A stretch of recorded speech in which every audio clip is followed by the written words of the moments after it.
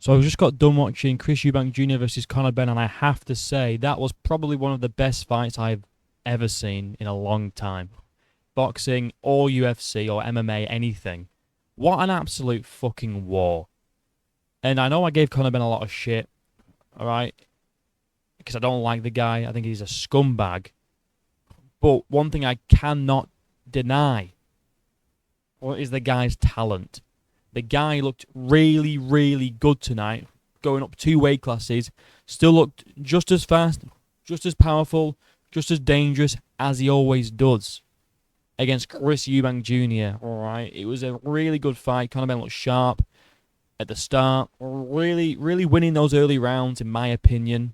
All right, winning those early rounds just with the pressure and just the speed. And Chris Eubank Jr. honestly at the start looked very tired, very slow, very lethargic.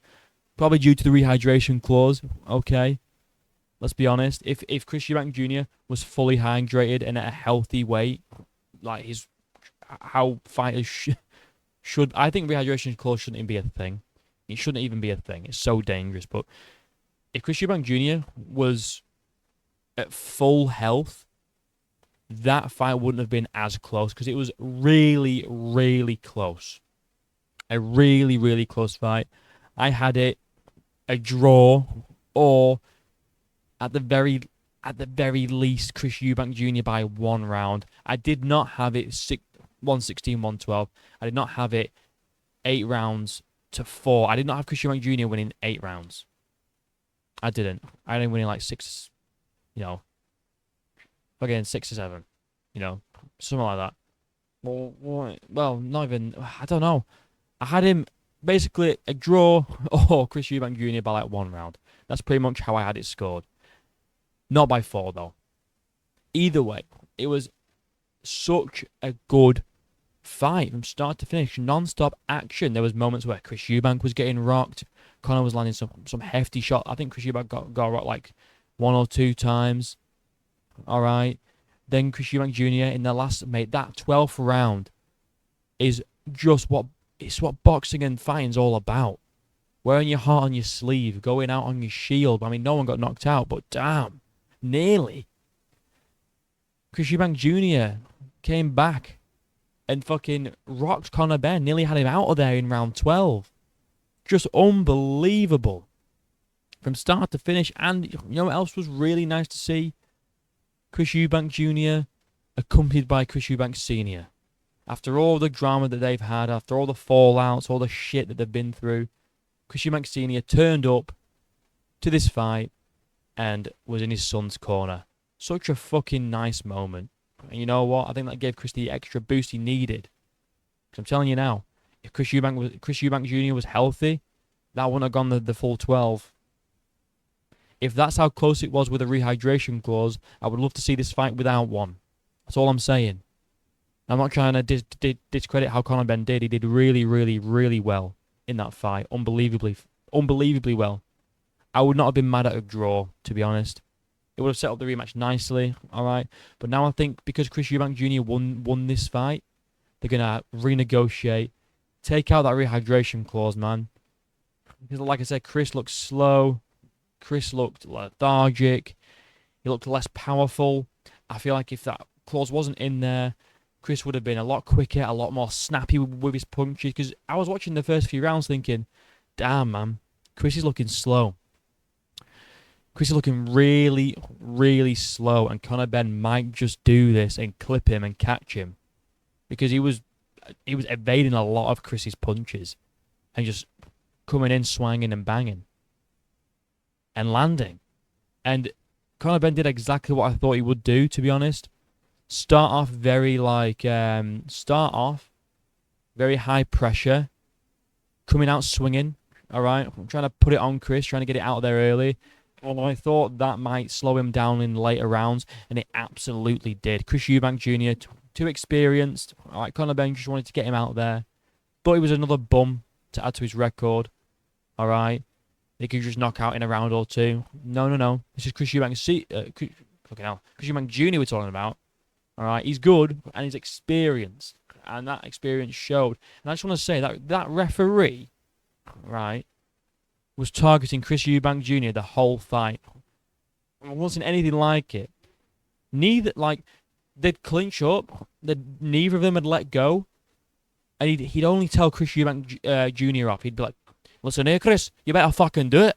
You better listen to me. He was Scottish. You better fucking listen to me, Chris. I'm in charge. And it's like, hold on a minute. Conor Benn's doing the same thing, you fucking Scottish cunt. You know what I mean? Like, tell them both off. You fucking cunt. Either way.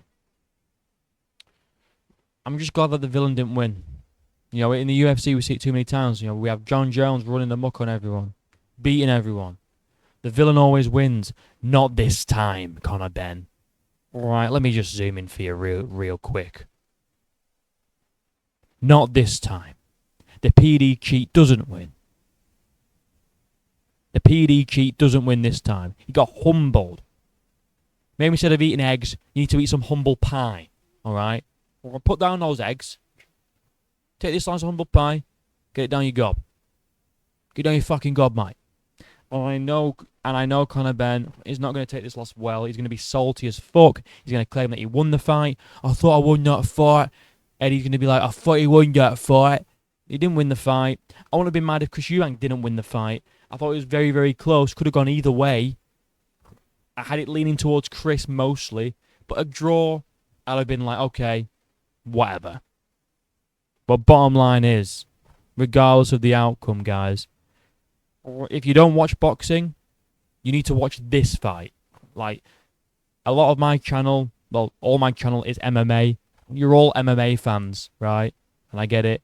If you don't watch boxing because you think it's not real fighting, I get that as well. This is different, bro. This is just a ridiculously good fight. Regardless of boxing, MMA, fucking BJJ, karate combat, whatever, kickboxing.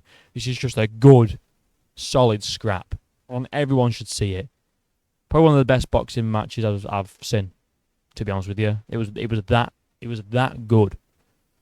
I was worried for Eubank early on in the fight, but post round 5, or from round 5 onwards, he really found his groove and he was timing Conor Benn with some nice shots, evading Conor Benn's flurries and countering him really, really nicely. I think Conor Benn took the first few, and I think round 1 was a swing round. You could give it to anyone. But Conor Benn took the first few, and I think Chris Eubank took the next few, and then I don't know. So close. Not 116, 112. I don't think it was 116, 112. I mean, that's too wide. It's too wide. But either way, we're going to get a rematch. I hope there's no rehydration clause in that rematch, so we can really see what full health, in good health, good shape, Chris Eubank Jr. does to Conor Benn.